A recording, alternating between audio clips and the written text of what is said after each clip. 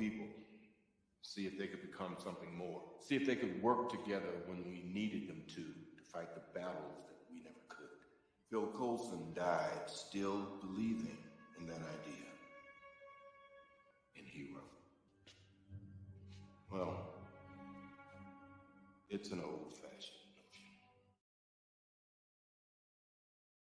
There was an idea called the Avengers Initiative.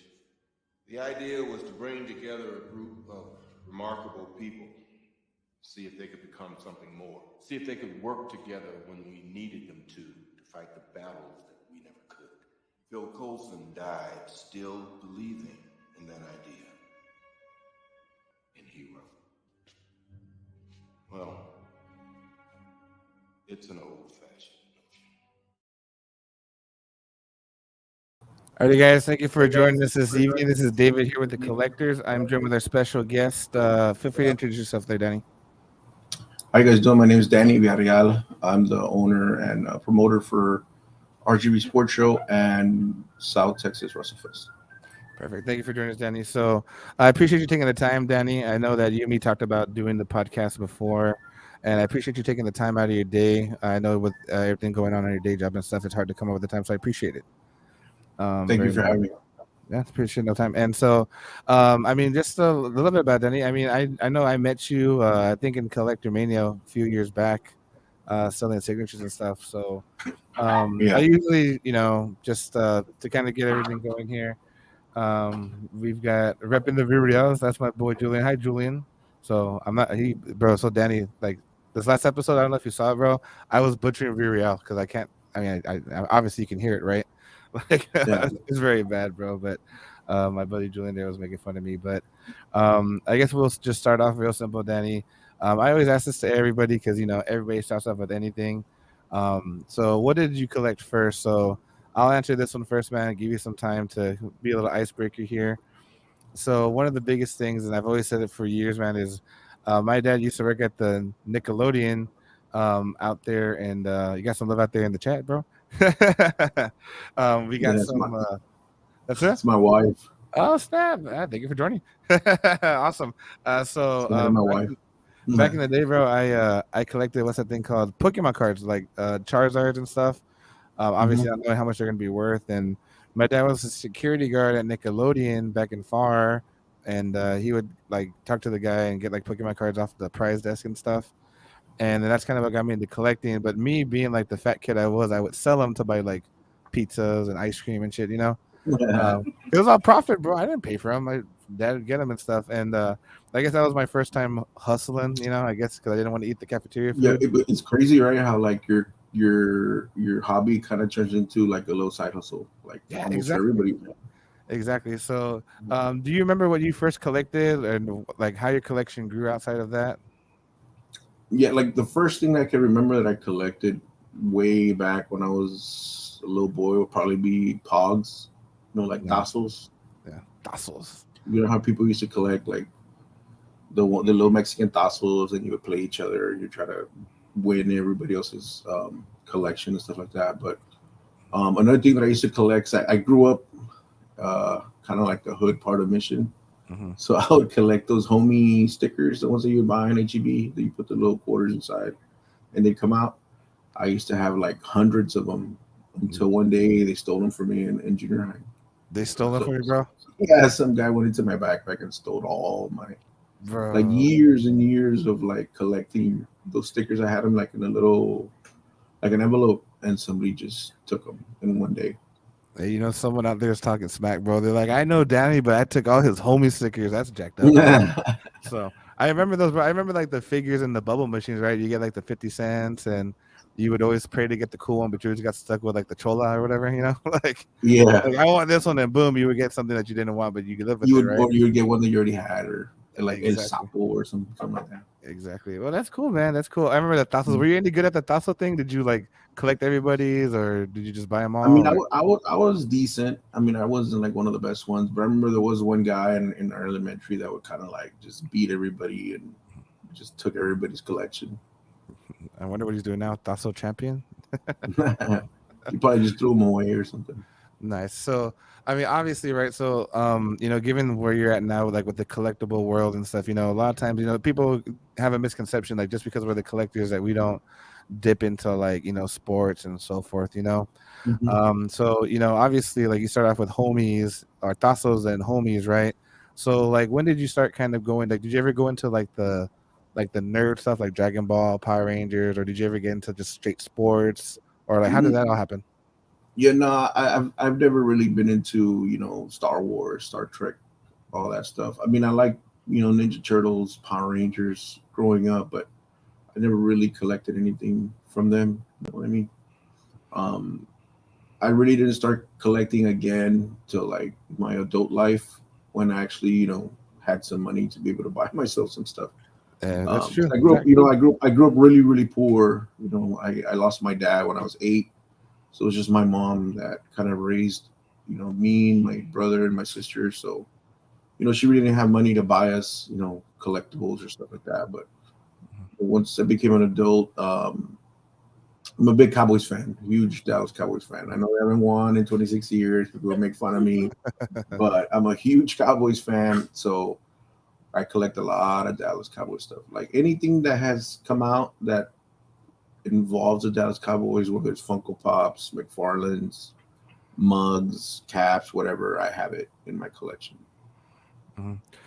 That's awesome. I'm very very sorry to hear about your dad, man. And I grew up, not in the best conditions either, and I can totally relate to that, man. Once you get that adult money, you Yeah, kind of want to relive your childhood as an adult, right? Like those things you couldn't get. yeah, I hmm could say I've spent money on stuff that even sitting in the boxes now, bro. Like yeah, why did I buy it? Because I could. That's why I bought it, because I can. Like, yeah, yeah. and I mean, I totally understand that. So, and that kind of brings us to the next question that we were talking about. So, you chose sports. So, was football? Because I mean, obviously, you said you're a big Cowboys fan. Was football like the first sport that you just like immersed yourself in, then into basketball and stuff, or did you play sports in school and it kind of supported the collecting habit and stuff, or what happened there? Yeah, I played sports in school, but again, because of my the fact that my mom didn't really have money. At 16, I stopped playing. I got a job, started working. Um, but we would play in the streets. We would play football, mostly tackle football.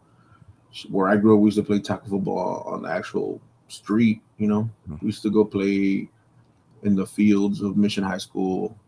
Um, every Saturday, we'd like a lot of us would get together and play football. Like I grew up, football was our number one sport. You know what I mean? We hardly played basketball because nobody could really afford a basketball hoop. So, we used to do the whole where you put the little basket of those little, what were they like? Those little tray baskets or whatever. You would Mhm. hammer them on the tree, and that would be your basketball court. Yeah, You know what I mean?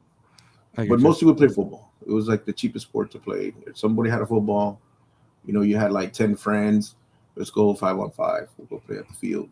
So that's why I love football. I'm a big football fanatic. Nice. What position did you always play in street ball? Were you the quarterback, bro, running back, or what would you pick? When I was younger, I really couldn't throw the ball that well, but as I got older, I was pretty good at being a quarterback. Yeah.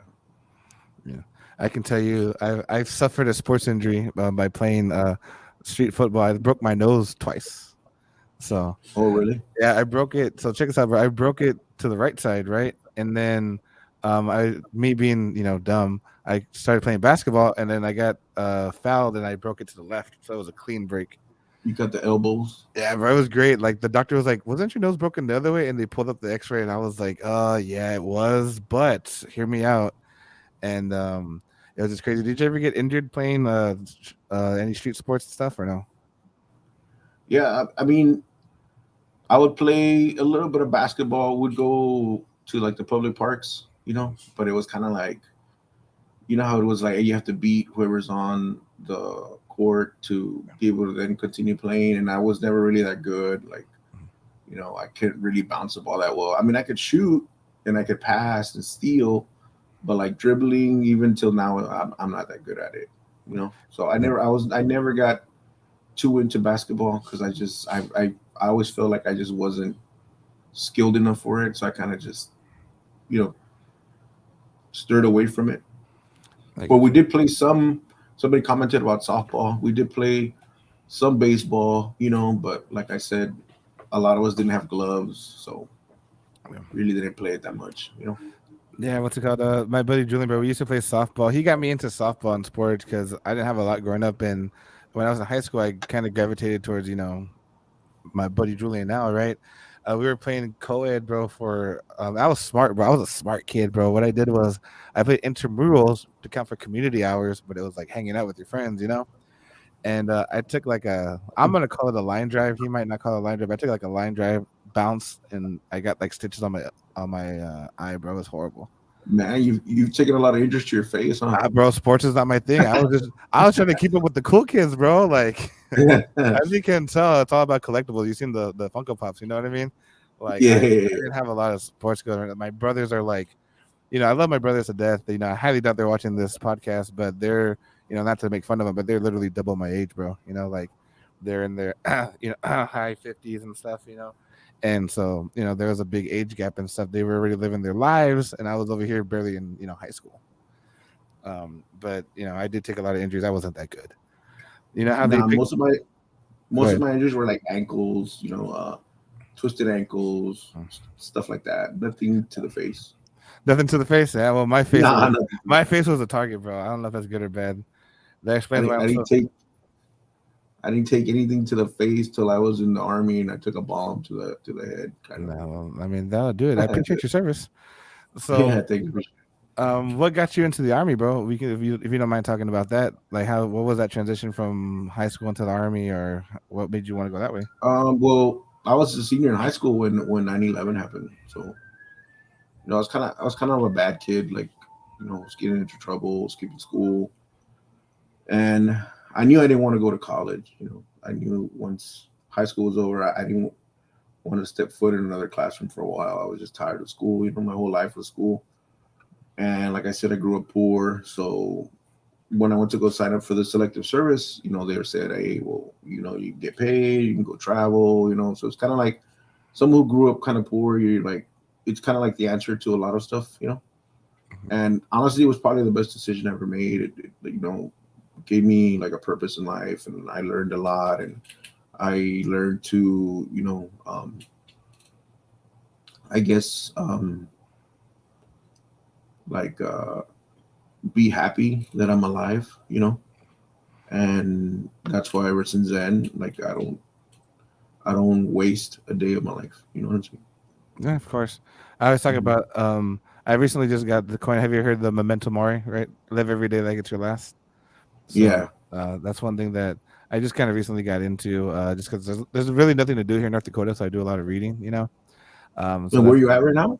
In Minot, North Dakota, in the middle of nowhere, bro. That's what it stands for. So, yeah, it's horrible, bro. It's like it's 30 hours away from the valley and like 3 flights, technically. 3 flights. 3 flights, bro. It's horrible.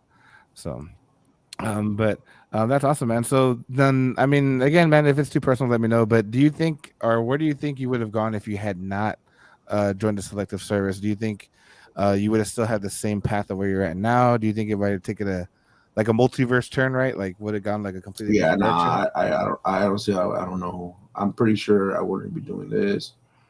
I'm pretty sure I'd probably be, cliche, locked up, or you know what I mean. I mean, just the valley. It's like that. Like you come to a certain age, you need to decide whether you're gonna grow up and do something positive, or you're just gonna continue doing negative stuff. Yeah, some of us make the right choice, some of us don't, and it is what it is.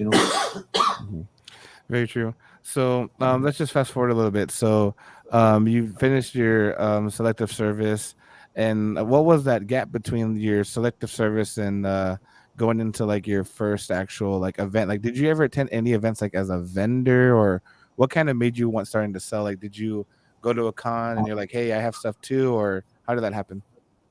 Yeah, no, where I got out of the army and went to college, graduated from college, started working where I'm at now, and that's where I met a friend of mine who told me about the TriStar show in Houston, because he knew I was a big Cowboy fan. He's like, hey, there's going to be a lot of Cowboys, former Cowboys in Houston signing autographs, doing meet and greets. So I went with them, and it was pretty cool. I liked it. I liked the fact that there was people selling, autographs, sports cards, signed helmets, signed jerseys, signed photos, and then you got to meet former players, and I just fell in love with the environment. I fell in love with the show environment, with guests and vendors. So that's where I kind of started getting a little bit more hardcore into purchasing autographs. And by the time you know it, I was buying so many autographs. I'd bring them back home, and people would be like, "Hey, how much is that? I want that. Sell it to me." So then I would sell it to them, and I'd make money, and then I would sell. So it's like what I said earlier. Like, it's crazy how your hobby becomes a side hustle. You know what I mean? Yeah, And then by the absolutely. time you know it, you're owning your own shop or you're starting your own show. You know what I mean? Just Yeah. kind of snowballs down. Exactly, exactly. I have one of my coworkers telling me, "I see you. I see you're not working." That's what I see her doing. Jesus. So, That um, was going into your first show, man. So I know we talked about this earlier. I didn't know this at all until we talked about it. So your first show was Collector Mania. yeah. What's it called? How did that come across? Like, and you don't have to name names if you don't want to, man. I mean, just a Mhm. general sense. Like, did you offer? Or would someone come up to you? Did you say, "Hey, I have these connections for this"? Like, how did this happen? Yeah, I was already vending, um and I signed up to be a vendor for Hobbies and Heroes. They had like a little card show in Edinburgh at the library, and I was there as a vendor, and people liked my stuff, and there was one vendor. I mean, I'm his name Pete. I'm pretty sure you know who he is. Hmm. He's the one that came up to me. He's like, "Hey man, I like your stuff. Like, would you be interested in doing an event, a show, or like our own show?" And I mean, I had never done any shows, so I was like, "Yeah, like let's try it." So we started it at the McAllen Library. Actually, we started it there, and it grew a little bit, and then we ended up at the Far Event Center, and then he brought in a third um, partner, and then it just started going in a direction that I really wasn't comfortable with, because I'm more of a sports guy, and they were kind of turning it more into like a Comic Con, and Hmm. I didn't want to do a Comic Con. I'm not into that. You know what I mean? Like Yeah, that, and there's already a big Comic Con. There's no point yeah. trying to be like somebody else who's already established. So I kind of broke off and did my own thing, and because initially, um, a lot of people don't know, but I'm the one that came up with the name Collector Mania. Were Honestly, you? I mean, you could tell because of WrestleMania. I like wrestling, so I said, let's call it Collector Mania. We make it look like the WrestleMania logo. Um, but my vision for it was like like the slogan was gonna be, if you collect it, this is a show for you or whatever. So it's gonna have like everything from comics to Funkos to sports cars to sports memorabilia. It's like a mixture of everything where two worlds collide. Hmm. That's why it was going to be called Collector Mania. But then, like I said, it just started going the Comic Con way, and that's not what I wanted. Hmm. So I broke off, and then that's when I started the RGB Sports Show. Awesome, awesome, awesome. Yeah, because I remember seeing you guys at Collector Mania. I mean, I met Pete through there too. I actually met Pete, I think, through Fred. As one of those like mild, not super huge, but not super small event, right? Just a Mhm. really good investment to make, a good amount of money, right? And this has a vendor for us. So that's how you birthed the RGV Sports Show. So doing your very first RGV Sports Show, what were some of the major roadblocks you came across? Like, what challenges? Was it hard to find a venue? Was it hard to bring guests, or what were some of those things that you had to overcome? No, where the venue that I used was a Far Event Center Mhm. because like I had already done events there with Pete. And me and Pete are still really good friends. Like I don't want anybody to think that I'm trying to talk bad about Peter. I think he's a really good friend of mine. I don't have nothing bad to say about him. I know a lot of people do, but I don't. But I basically moved into the Far Event Center and I started doing it there. I already knew the lady who was in charge of it. She was really cool with me, so then I started it there. So that wasn't hard. The hard part was, I guess, trying to get vendors and sports um, guests to come here because when you're kind of negotiating. They ask you, well, where's it at? And then you tell them, and they're like, well, where's that? And then you tell them, well, this, it's right across the border. And some people don't feel comfortable coming down here. They have like a bad misconception of the valley. They think that, it's all corrupt down here and there's, drug lords and all kinds of crazy stuff. You know what I mean? Yeah, like I've seen those Western movies. Yeah. So you got to tell them like, oh no, it's not like that. It's, that's just the movies or whatever. So, I was actually able to get, my favorite Dallas Cowboy player ever to come down, and Roy Williams. I don't know if you're familiar with football, Of course. The safety number 31. I remember back in the days that everybody rocked the horse collar, bro. The horse collar. Yeah, everybody rocked every time a 31 jersey back in the day. So when I brought him, that's probably one of my proudest moments. Mm-hmm. So my first show, I was able to get him. So that was pretty cool. That's awesome. So, and how many? And I actually experienced my first cancellation in my very first show because I had him. I had Dad Quinn, which is another former Cowboys linebacker. And then I had Alvin Harper, the former receiver, the one that played with Michael Irvin. And he literally canceled on us like a week before the show. So it's kind of like, man, I mean, cancellations are part of the show. A lot of people hate it. I've had to announce so many cancellations, and people get upset. But, that's just, it's not up to me. It's up to them, Yeah, absolutely. So how do you recover that? Like, do they like promise you another person? Like, does the agent give you somebody else, or do you have to find somebody else, or how do you handle those cancellations? No, like when it comes to sports, I talk to the player themselves. Okay. Like I have friends in the memorabilia business who've worked with them in the past, and they'll tell them, "Hey, I have a friend. I vouch for him. He wants to bring you down," so they give me their number, and I talk to him directly. So. Sometimes they tell me, well, I might be able to make it after all. So I have to, cancel it. They don't tell me, hey, well, I'll make it up or anything. It's just, it is what it is, Okay, good. So how many RGV sports shows have you done since you've birthed the show? Man, I think I already lost count. I know it was like I know I did my first one, then I did a second one, and then we took like a break because of COVID. And then I honestly wasn't going to do it anymore, right? But it wasn't until a friend of mine, when the sports cards business started like popping off again and during COVID, he told me like, hey, dude, we should do, a sports card show. And I'm like, well, I already have one. He's like, really? I'm like, yeah, it's the RGV sports show. He's like, well, I never heard of it, because I didn't know him back then. So he's like, well, let's do it. So he kind of partnered up with me and we restarted it. That's when we restarted it during COVID, which was, I think the first one was when I was supposed to have it at the Edinburgh Activity Center, and then they canceled the venue on me like 3 weeks before, so I had to move it to the Fiesta de what is it, Casa de Palmas in McAllen, the hotel. The hotel. Yeah, and it was pretty small in there, and a lot of people were upset. And it's like, well, it's COVID time, a lot of crazy things going on. They canceled me because they were going to store COVID materials in there, something like that. Yeah. So they ended up canceling on me. So then I had to go get a new spot. I paid a deposit because I had no time that I could waste. And then like a week before, they're like, "Oh no, well you can have it here after all." And it's like, "Well, it's too late. I already paid a deposit somewhere else." Anyways, it was a big like disaster, but it was actually a very successful show. We had a lot of people show up.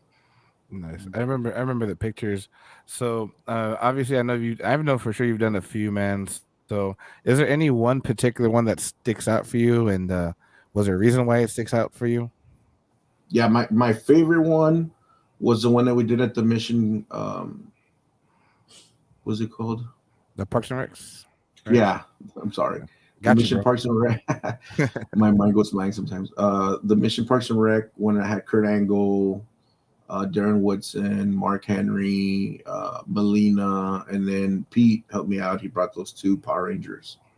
That one was an awesome event. Oh, and then at the time, Robles Production was going to do that wrestling show in Hidalgo, and he bought a vendor table. And then I told him, hey, it'd be cool if you can bring Alberto Del Rio, because they had partnered up for that event. It'd be cool if you bring him as a surprise guest, and you guys sell tickets. And he brought him, so he showed up. People were like, "What?" Like they were excited that Alberto Rio was also there. He was like a surprise, for everybody. And man, he had a line. So they kind of did a thing where you buy an autograph, you have to buy like a ticket, I think, to get an autograph or something like that. But it was pretty fun, man. That's probably the most fun that I've had at an event was that one. But I did have a little bit of a problem with one of the guests, but I guess we'll talk about it later. I know that's one of the questions you're gonna ask me. Hey, what are you talking about? I'm not gonna answer this question. No, we'll go into that, man. But and I've talked to you before, man. I never really attended any of the RGV Sports Show actually till that one. Because that's kind of when I started talking to you more, building my rapport, right, finding a lot of things in common and stuff, which is funny because it's kind of through Pete. Because I remember you guys doing a live set in the shop, and we were just talking. And I'll never forget, man. We were talking about wanting to build like a collector plaza, right? You remember that? Yeah, you stole my idea. I mean, sir, it was a mutual inspiration. No, I know. I'm just joking. But it's just crazy, bro. I never thought somebody would have the same idea as me. And when you told me, I was like, "Fuck!" Like, damn, like guys got the same idea as me. Like, I definitely. I actually have another idea. I'm gonna scratch that idea. Do you have want another idea, but I don't want to say anything because I don't want nobody to take my idea. I get but like in about, I don't know, man. I'm thinking about 4 years because I'm the type of person I think long, like way ahead. Absolutely. In about 4 years, I'm gonna try to make it happen. Nice. Very good. Maybe we'll talk offline about it if you want to. Yeah, I'll talk to you about it. I trust you. Very cool. I'm looking forward to that, man. Yeah, because I mean, for me, I was like, man, I'm gonna have to click with Danny more, man, because you always want to find those like-minded individuals. That's always a good plus. But I would notice that like a lot of people, because how like every collector community, I guess, has like their crowd. You know what I mean? Like the sport, the sports cars people, they have their crowd, like the the Comic-Con people have their crowd. And I would notice, and when I would be around like the Comic-Con people, like I don't know, I kind of feel like people kind of look at me as like an outsider because I was more into sports. You know what I mean? Yeah. And it's like I felt like some people kind of have like a misconception of me, but until they actually talk to me, you're not the first person that's like, well, I never, I had seen you around, but I never talked to you. And a lot of people, once they actually talk to me, like, hey, I had never really talked to you, but you're pretty cool or whatever, And it's like, well, you thought I wasn't cool before, or like, you know what I mean? Like, it's just weird, like how, I don't know. I just feel like sometimes people, they just have like they see me a certain way until they actually meet me, and they're like, oh, like, Yeah, definitely, man.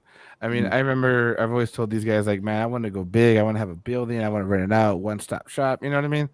And then when you said the same thing, I'm like, hold on. I'm like, now I got competition. I respect it. 100% respect all the way. Maybe we can do it together, though. Yeah, I got you, bro. You pay the bills, I'll make the money. We'll call it even. No, I'm just messing with you. But I mean, you never know what's in the future, right? So you did the RGV sports shows, right? You've been doing those, and then I know more recently you started doing the WrestleFest. So I guess my question to you is, why WrestleFest? Why is that kind of the next avenue for you? I mean, obviously you're not losing the RGV sports show, right? You're building another branch to the business. So what kind of inspired you for that? What kind of made you like want to invest the time and money into that? Well, growing up, I used to watch wrestling. There was a period of time where I watched wrestling a lot, and then I stopped watching it. You know what I mean? But I was a real big wrestling fan. Back when like the NWO was around, DX. Right. You know what I mean? Like the little. I'm sure we all watched it around that time. Attitude Era, bro. Attitude Era. Yeah, it was fun. Growing up, Stone Cold, The Rock, DX, the NWO, Hulk Hogan, Kevin Nash, Scott Hall, Goldberg, Sting, all that. It was cool. It was a cool time to be alive and grow up and watch that stuff. Well, I mean, I did the sports show, and we kind of had the Far Event Center kind of had like a mix up at one of my events, and they didn't clean it.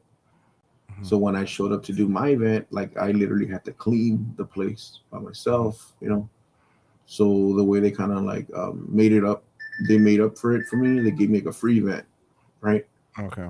So I was like, you know what? It's free. Why don't I try to do something different? Yeah. Try to do something unique. I'm the type of person like, I don't want to be like anybody else. I want to do my own thing. So I thought, I mean, because I already had vendors, right? Of course, you gotta have vendors. No. So I said, what did we do like an all wrestling convention, basically, where we have vendors selling all kinds of collectibles. You know what I mean? We have wrestlers as special guests, and we have live wrestling all at the same time. You know what I mean? So you Yeah. can show up, buy some collectibles, meet some ex wrestlers, and then stay to watch some live wrestling. You know what I mean? And honestly, I hadn't even watched independent live wrestling myself. Yeah. You know, I didn't even watch it until that day of my event, and it's pretty cool. Like, it's very entertaining. I feel like a lot of people don't give it a chance because it's not the mainstream No. wrestling. But if you actually go and watch these guys, like a lot of these local guys or whatever, they're actually pretty talented. They're pretty good. They work hard at their craft, and it's pretty entertaining. I liked it. So I liked the first one. So then I continued to do it. The first one was very successful. Oh, nice. And I gotta ask you this one, man. Who was your favorite wrestler? Like, was it like Hulk Hogan? Goldberg? Growing up, Yeah. Well, I was WCW and WWE or WWF back then. I guess for the WCW side, my favorite was Sting. Yeah. Because he would come down from. Yeah. You know what I'm saying? Like that shit was 100%, cool. bro. Yeah. And in WWF, it was The Rock and Stone Cold. Jesus, Like bro. I like both of them. That wasn't gonna be my answer. Mine is Stone Cold. Mine was gonna be Sting and The Rock, bro. I used to love The Rock. Oh bro. yeah, Yeah. yeah. The Rock was funny, bro. Like the things he would say on the mic, and he had his his eyebrow and the people's elbow and all that. And Stone Cold was just like F you and drinking beer and stunning people. Like, you know what I mean? It was entertaining. Like, those were my favorite wrestlers growing up. Yeah, bro. I'm like a huge when The Rock was popular, bro. I remember when he was in wrestling, I would tell like Jay and Fred, what'd you think? It doesn't matter what you think. I'm like, we're gonna do this, like those dropping those little wrestling quotes, bro, from back then. And then they started pushing it, like you know what I mean? Like it'd be like some girl be talking and he get like, shut up, bitch, like he says something like that, like, oh, like yeah, can you imagine that stuff now, bro? Come on. Oh no, you can't do that. Man, I had to ask you if I can curse on here. Hey, bro, I got you. Open forum, bro, because I'm cursing 24/7. Yeah. What are they gonna do? Shut me down? I'll just make it. Yeah, but I mean, nowadays you have to ask. Yeah, exactly. But cool. So, and that's gonna kind of transition, bro, because I know we talked about it earlier. So since you've obviously been incorporated with a lot of talent, wrestling wise, local guests, and so forth. So what's one of your favorite guests, man? Like someone that was really cool, down to earth, someone that that left a good like memory with you. Like, man, if I could get him again, I would, or get her again, or whatever it is. Who was one of your favorite guests? Yeah, probably my favorite wrestling wise would be Kurt Angle. Kurt Angle was awesome. Like, never complain. Would sign everything and anything. Was real friendly to all the customers, all the fans. Like I said, he never once complained. He just came, he did his work, he did his job, was very nice, very humble, very, polite. And then, he left, you know what I mean? Yeah. So, football wise, like I said, probably Roy Williams. He was my favorite, player growing up. And getting to meet him and hanging out with him, he was real cool. At first, he was a little, quiet. Like, I mean, you gotta understand. Some of these guys they get screwed over by promoters. They'll tell them, "Yeah, I'm gonna pay you this," and then at the end of the day, they won't pay them, or they'll pay them partial, or whatever. So I kind of got the feeling like he was a little kind of like, I don't know, should I trust this guy? Should I not trust this guy? You know what I mean? Yeah. And then as the day went on, he started, getting a little bit more comfortable. We started playing around with me. You know, he even gifted me some cigars at the end of the show, and Oh, that's cool. yeah, it was pretty fun, man. He gave me his phone. Like, I have his phone number. You know, sometimes we talk, Mhm. sometimes we text. You know, That's um, pretty cool, bro. and then one time I brought I don't know. Do you watch MTV The Challenge? I don't. My girlfriend does. I don't. Proud of you. You watch it? She Yeah. watches it, It's an bro. awesome show, right? I love Yeah. that show. I watched Me all and my of wife love that show, bro. And I brought Derek. it. Really? Yeah, Oh. I brought Derek one time to a bar, to Oh, shit. London Bar and Grill. Man, Nice. he's awesome. Yeah. Like he was cool, bro. Like we got drunk together, you know. Nice. I would have loved to be there. Yeah, Wow. man, he was awesome. And to this day, like he still comments on my Instagram posts. He likes my Instagram posts. He'll text me. You know, he's a big wrestling fan. Oh, snap. Yeah, he has a podcast called Challenge Mania because of wrestling. You know, Oh, that makes sense. he you know he has like a podcast. He interviews a lot of the cast from the challenge, Mhm. and you know I'll text him like, "Hey, you watched the challenge? Was cool this year. Can't believe this guy won or whatever." And he's like, "Yeah, wait till you see the next one because a lot of them they're already recorded, so he already knows who won the next season. You know what I mean? Okay. Yeah. So So he he's won't ahead tell again. me, but or I'll ask him, "Are you going to be in the next one?" He'll tell me if he is or he's not. You know, so it's pretty cool. Like there's actually an idea that I've had is trying to do a reality TV con, you know, like a little small one, bringing some people from the challenge or you know, yeah. Man, why she doesn't talk about that like me, bro? She don't talk to me like that. That's rude. She's all Yeah, my happy. wife was the same. My wife was Jesus, the bro. same. She's I told Derek, I'm like, hey, my wife's a big fan. Really? Let's go meet her. I'm like, well, we don't got time. We gotta go to the place. So we called her on FaceTime, and my wife was all like blushing and shit. I was like, what are you blushing for? Yeah, I'm about to dump this chick. Fuck this, bro. Nah, but You it was wanna go fun, with man. Derek? Go ahead. Yeah, But that's cool, bro. That's awesome. So, Roy bro. A Williams- lot of guests tell me, bro, like they have fun coming to shows with me. You know, I don't. Some my wife just commented, Did she? uh, Did she put here? Oh yeah, nice. but yeah, a lot of guests tell me like they have a good time with me. You know, they say some shows they go and they get treated like, you know, like I do this and do that and I paid you and you know. Yeah. And me, I'm more like laid back and you know, Mhm. I'm real cool with them and you know. Sometimes like I just have like a little bit of you know I do get some stuff signed to try to sell later, you know, because I'm trying to make my money back. You know, Yeah, of sometimes course. I'll make all my money back. And they'll be like, "That's it. That's all you got me to sign." And I'm like, "Yeah." And they're like, "Well, man, some people bring me like, you know, stacks and stacks of stuff," and I'm just like, "No, I mean, what am I gonna do with all of it? You know, this is enough for me to make, you know, a little bit of, you know, profit or at least make my money back, or whatever, you know." So I don't, I'm not very, what's the word? Like greedy. Yeah, greedy. I'm not really greedy like that. Yeah, I mean that's good, man. I mean, I can just imagine like Roy Williams and building a rapport. I mean, that's gonna be cool. But I can tell you that with Pete, I remember meeting ASJ. 'Cause I'm a huge Power Rangers fan, bro. The Austin St. John or whatever. And one of my favorite Rangers, bro. Met him in person, complete fucking dick, bro. Like Who was it? the Austin St. John. He was also there at the collector. Oh yeah, we brought him. Yeah, the Red Ranger. Yeah, dude, complete fucking dick. Shut down Yeah, my we dream. brought him. Yeah. Well, I'm sorry. We brought him to Collector Mania. He was a little like cocky, a little bit, right? Yeah, but he was slightly. cool though. After a while, he kind of knocked it off a little bit. But yeah, I know what you mean. Yeah, I was. What do you do to you?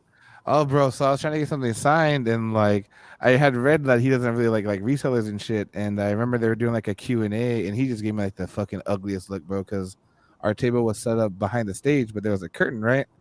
So I'm like, fuck this. I'm gonna just move the curtain. I'm gonna just fucking watch. You know, like there's nobody in the fucking table. Everybody's at the Q&A. So why the fuck am I gonna like go the fuck up there? I'm just gonna move the curtain, right? So I just like, don't charge me for it now though, okay?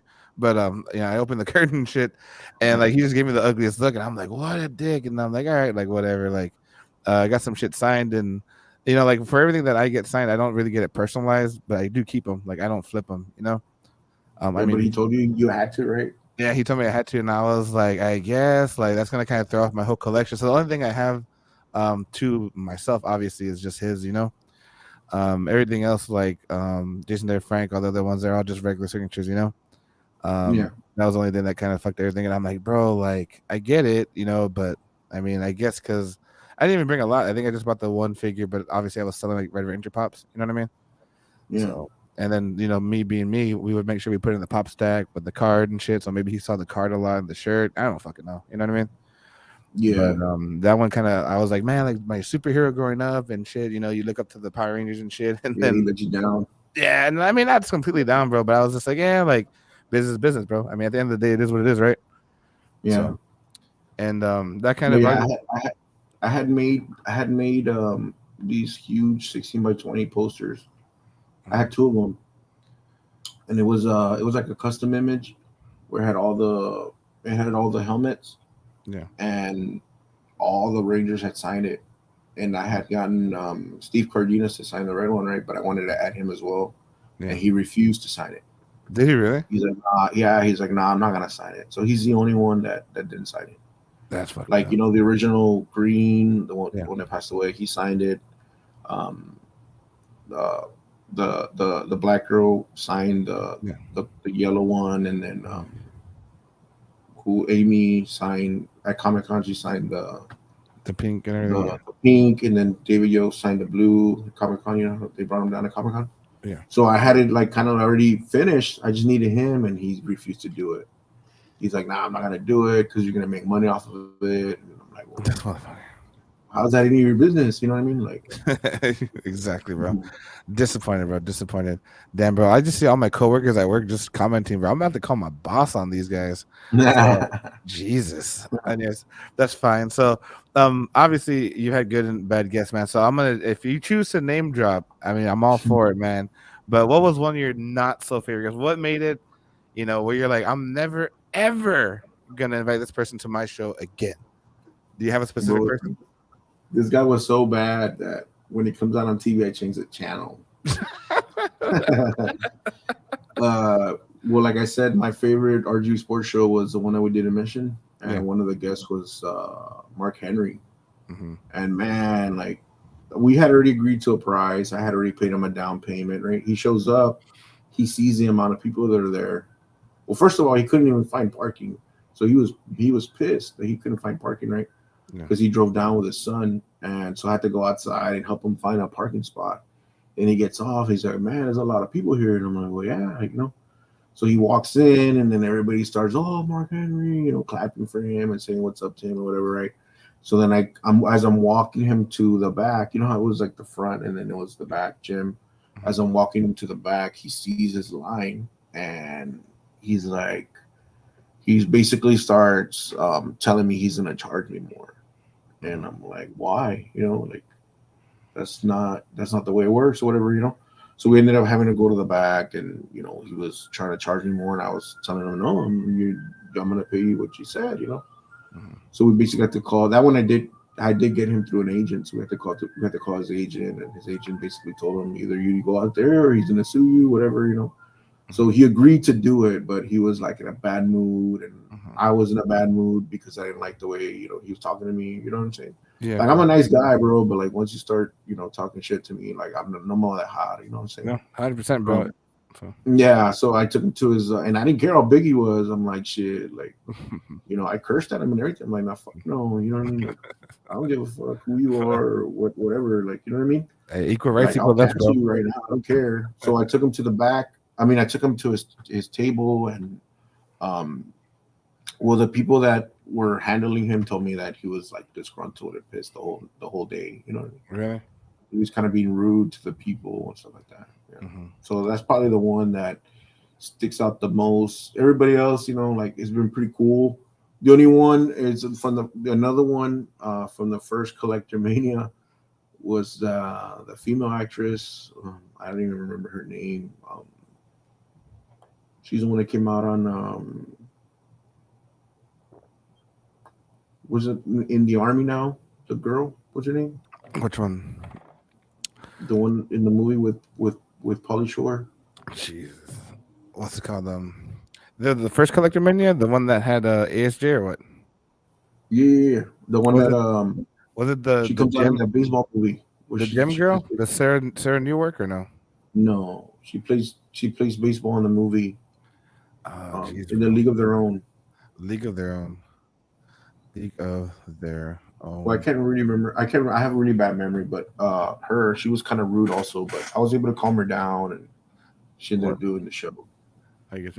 Oh man, there's a whole lot. I was about to say all the names, bro, but there's a freak ton in this freaking thing. But what? So we'll go back to Mark Henry, bro. So Mark Henry was the one that just you see him and change the channel now, bro, or what? Was that? Like you see him, you change the channel, you're like, man, fuck this guy, bro. World's strongest bitch. Is that what you say? Yeah, yeah. Like he comes out on AEW, and he does a whole it's time for the main event or whatever, and I'm just like, man, fuck you, like you're a dick. Oh, bro, that's awesome, Yeah, bro. but I've heard other promoters tell me that ever since that day, Mhm. he did the same thing with them. Like he was overcharging, and they were like, no, you know what I mean? Mhm. But what I mean, it is what it is. It's a business, so.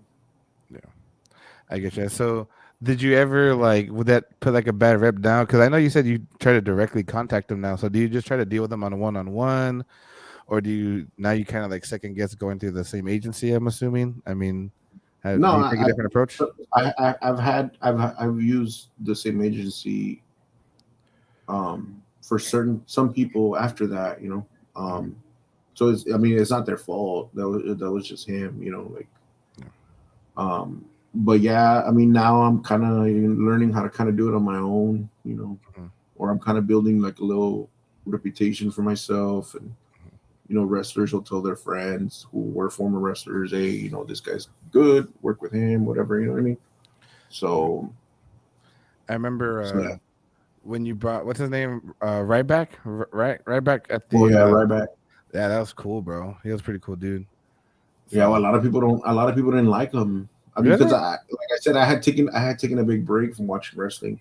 I Mhm. knew who he was, Yeah. but when I announced that I was bringing him, a lot of people were like, "Man, I don't like that guy. Fuck that guy." Because apparently he had like a big falling out with WWE and Vince McMahon, and I didn't know that, But he still did. He did pretty well. Like Did he? I made all my money back with him That's at the good. show. Yeah.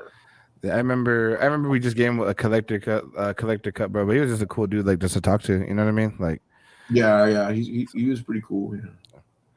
what's it called? So, being the fact that obviously, right? So you've branded yourself, right? You've gone from collecting, tassels to, selling some of the signatures that you got to the RGV Sports Show and WrestleFest. You've gone through the channels, right? You got to grind to get to where you're at. Like you said, you're building a reputation for yourself. Um, and you don't have to name drop or nothing. I mean, you can if you're welcome to. But what do you think about all the smaller shows that are popping up? Like there's a lot of kind of I don't want to, I'm not talking shit about anybody, but the one and dones, like they do one event, it doesn't go successful, then they stop. Like, do you feel like it floods the market? Does it kind of discredit the valley? What's your thoughts on the smaller shows that are popping up? I mean, I don't think there's anything wrong with it, but it can like flood the market or whatever. There's so many shows going on, but it's a lot easier to make smaller shows, because all you need is a venue and sell vendor spots. As long as you sell your vendor spots, you keep the entry fee cheap and people will show up, so it's a lot easier to make smaller shows. But I don't have a problem with people making smaller shows. That's the way I did it. You know what I mean? Mhm. So I don't have a problem with anybody else doing it. I don't see why anyone should. You know what I mean? Yeah. But I would say the people who probably would have more to say about it, more bad things to say about it, is the actual customers. Mhm. Especially right now, it's tough. Like the economy is kind of bad. Like I feel like the smaller shows are a little bit more easier to attend, I guess, because it's so cheap to get in. Yeah. It's kind of tough for me, to sell a more expensive entry fee, well, because I have a lot more, debt into my show than other people. You know what I mean? The investments are investment, a lot more investment. Yeah. You know what I mean? And that's something that like people should understand. It's not that the person throwing the show is trying to get rich off of you or anything like that. It's just that we're taking a little bit more time, and we're putting a little bit more effort into trying to attract people to show up. You know what I'm saying? I feel you. Yeah, but I don't have an issue with smaller shows. I mean, it's good to go to smaller shows and find deals, or it's good for people who are vendors 24/7 and don't really have a 9 to 5, to Mhm. try to make some money. You know what I mean? Yeah. Of course. But like I said, it is what it is. It's part of the business. You gotta have smaller shows who then turn into bigger shows. You know what I mean? But yeah, that's about it. I get you. And what would you say to somebody who was gonna like start their show? Would you like have any recommendations for them to, build your show first, then add a guest, or fuck it, go balls to the wall and dump as much money as you can and just see what happens? Like, what would be one of the advice you have for anyone that's trying to grow their brand and stuff like that? Yeah, my advice is, one, do something different. Not just the same thing that everybody else is doing. Two, build it up first. Make it small, charge cheap. Just so that you can build a name for yourself. Because once you start adding gas, and it's a lot of expenses. Flights, hotels, fees. Then you got to buy stuff for them to actually sign. It's a lot of money. Not everybody can be successful. It's kind of tough. You know what I'm saying? But like I said, it's a lot easier to do the smaller ones, as long as you just find a cheap spot, make your tables cheap, make your entry fee cheap. Everybody should at least have a chance to try to make at least their table back. You know what I mean? Yeah, of course. But Like, but yeah, I would say the number one advice would be, try to find something different. Mhm. Definitely. I know the sports show, obviously, we have South Texas Comic Con, United Collectors, different events like that, right? Just off the top of my head without even thinking too much. And then we have, Mhm. immediately with sports, I think RGV Sports Show, like just instantaneously, bro, when I hear Yeah. sports show or whatever it might be. Um, Now, given the fact that obviously, you do sell a lot of the signature series and stuff, just as a general, salesperson, vendor, obviously you attend events to make money. Do you feel like where we're at now, constantly seeing like shop signings, or they start doing conventions like, Roy Williams and so forth? Do you feel like that devalues some of the signatures you have, where you have to kind of like negotiate to kind of sell it if you want to, or do you feel like it makes it like rarer because it's an original? Like, how do you feel about that? Yeah, I mean, it goes back to business 101, supply and demand. Mhm. There's a lot of supply. The demand's not going to be that high because everybody's already going to have the autograph. You know what I mean? Like, if you're trying to sell an autograph that, oh, well, I already have it, nobody's going to want to buy it. You know what I mean? Yeah. But it could also work in your favor. Like, if you have a lot of autographs of one person, and it normally sells for like $30, $40, but you have a lot of them, it's like, sell them for 10. You have 50 or 60 of them, sell them all for 10. Somebody will buy them for 10, wanting to sell them for 30. While you sell all 100 for 10, you make 1,000, while that person's trying to sell those three for the next 4 or 5 months. You know what I'm saying? Yeah, of course. Turn, right? You gotta turn that merchandise every time. Yeah. Ah, very cool, very cool. Yeah, but it's So kind of like, you kind of have to treat it like, kind of like stocks and bonds. You know what I'm saying? Like you have it, you have a lot of it. If you can afford to sell it for cheaper, sell it for cheaper. You know what I mean? If you have something that not a lot of people have, then of course you have to sell it for more. You know what I'm saying? yeah, no, I feel you, and Mhm. definitely, I know that. I think I even got like the Karate Kid autograph from you.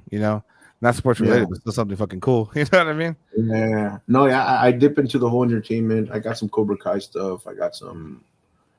Actually, my personal collection. I got Adam Sandler autographed the Waterboy jersey. Oh, nice. Yeah, I got an autograph. I got a frame. I got a Jamie Foxx Sharks jersey from the movie Any Given Sunday. Yeah. I got an Al Bundy autograph Polk High jersey frame, signed and Polka. framed. Yeah, I got a John Travolta T-Birds jacket signed and framed. You know what I mean? I like to add unique stuff to my collection. Definitely unique, bro. Definitely. So, just given the fact, and again, as a business person, it's up to you how much you want to share. But what are your plans for 2023? Like, what's your plans for the sports show? What's your plan for WrestleFest? Do you plan on maybe doing something else? what is that you want to share? Your plans Well, as a for right now, sports wise, we have the kind of like a smaller show. Like I said, right now, times are tough. You know what I mean? Mhm. So we came up with like a smaller show. It's called Wake and Break. Kind of how like potheads say wake and bake. You know what I Yeah, mean? yeah, But sports cards, whenever you open up packs of cards, you're breaking. You know what I mean? So yeah. we call it a wake and break. So it's kind of like it's an all sports card show, but it's a small show. It's gonna be at the Crunch Fitness in Far. That one's on April 1st, Saturday. It's just a $5 entry fee. You go in, and my partner, he's the owner of the actual gym, so he gives out free margaritas while they last. He has No, like a little taco stand outside. We have free raffles. Like I said, I have a lot of stuff that's autographed already. So I just give out free raffles to anybody who attends. You buy a $5 ticket to get in, you get a raffle ticket, and all night we're just raffling off free stuff. So you pay $5, you get to go buy some sports cards, you get some free alcoholic beverages, and you get to try to win some free raffles. So that's a pretty cool show that we're kind of like. I think we've only done like 3 or 4 of them, and people love that show. So that's kind of another thing that I'm doing now. And we have the WrestleFest, South Texas WrestleFest, at the Harlingen Convention Center on May 20th and 21st. It's the first time that I'm trying to do a 2-day show in regards to WrestleFest. okay, So it's going to be 2 days of vendors, 2 days of special guests, 2 days of live wrestling matches. So it's like Saturday's going to have his own matches, Sunday's going to have his own matches. You know what I mean? Mhm. Saturday we have The Godfather, Lince Dorado, and AW Khan, or AW Wrestler Khan. They're going to be there Saturday. And on Sunday, we have the ECW legend Sabu going to be at South Texas WrestleFest. And should be a fun show, that one. It's gonna be pretty cool. We have some really good ideas for this one. Nice, very good, very good. So And that was other than that, I haven't planned after that.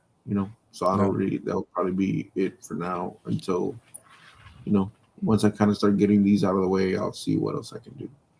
I guess so. We have the Wake and Bake. So the Wake and Bake is gonna be April We 1st. can break. Oh, Wake and Bake. Wake and Bake. See, you already got me. You already got me messing up here, bro. Nah. So, Not we, Wake and Bake. We don't do illegal stuff. We yeah, do. no, I wouldn't know what y'all talking about. So we got Wake and Break April Yeah, Wake 1st, and Break. Yeah. 7 to 12, which is going to be at the Crunch Fitness, which is on 500 North Jackson Road in Far, Yeah, Texas. it's right off the front edge, like where the main event is at. The Okay. big building. It's in the back of it. Ah, nice, nice. Right off the expressway. Mhm. So very good. And then on the May 20th to the 21st, right? That's South Texas WrestleFest. Yes, sir. So we got South Texas WrestleFest going on there between 11 a.m. and 6 p.m. at the Harlingen Convention Center in Harlingen, Texas. So Yeah, and I kind of want to explain WrestleFest to a lot of people. A lot of people kind of see it as like, oh, I'm not like they think that it's just like a wrestling show, but it's not. It's like I just want people to picture like you walk in, there's vendors, you go in, you buy some stuff, you buy some Funkos, some sports cards, some, all kinds. We're gonna have Legos, Hot Wheels. There's people selling all kind of different things, So you go in there, you buy, sell, trade, whatever you do, and then we have guests. You know what I mean? So then you can go meet the guests after you shop or before you shop. You know what I mean? And then around like 2 o'clock, that's when the matches start. So you kind of go enjoy yourself, buying stuff, meeting people, and then you stick around, buy some food, and then go sit and watch the matches. I get you. The entertainment, you're buying the entertainment. Yeah. It's like a whole day affair thing. Like Yeah. it's pretty fun here. Yeah, And it's kind of we're even gonna do the free raffles also. So anybody who has a ticket, we're gonna get free. We're gonna be giving out free stuff. nice, very cool, very cool. Mhm. I know we signed up for that event, so I know the guys are looking forward to that. We just signed up for the Wake and Break. See, Wake and Break got you this Oh time. yeah, you did. Yeah. So we got that thing going on, so that's awesome too. But alrighty, Danny. So I appreciate your time. Is there anything else you want to let the world out there know? Nah, I just want to thank you, bro. I know, like you said, ever since you went to my sports show, Mhm. You've always signed up after that. You've even sponsored a few of my shows, and I just want to take the time while I'm here to thank you and the collector and all your your coworkers or your partners. And I want to thank you for the support and for liking our shows and participating in our shows and for inviting me today for your podcast. I really appreciate that. Yeah, I appreciate it, man. Anytime, I definitely love investing in it just because, one, I like to just see the turnaround, man. It's always a lot of fun. And then Mhm. secondly, like, was like super happy you got to do this podcast, man. Hopefully, further down the line, we can do it. We can help promote the next sports show you got going on, next WrestleFest, and we can hopefully do another time. You know what I mean? Hopefully in a desk setting, right? We talked about how before, like this is remote, right? Since Yeah. I'm not here, but hopefully we can do something more in person, man. But I appreciate your time. But if you guys are not following South Texas WrestleFest on Facebook, make sure you do. Check out the RGV Sports Show Facebook as well. Give them a like, a follow, and feel free to attend. But besides that, thank you guys for everything. We'll see you all on the next one. Latest.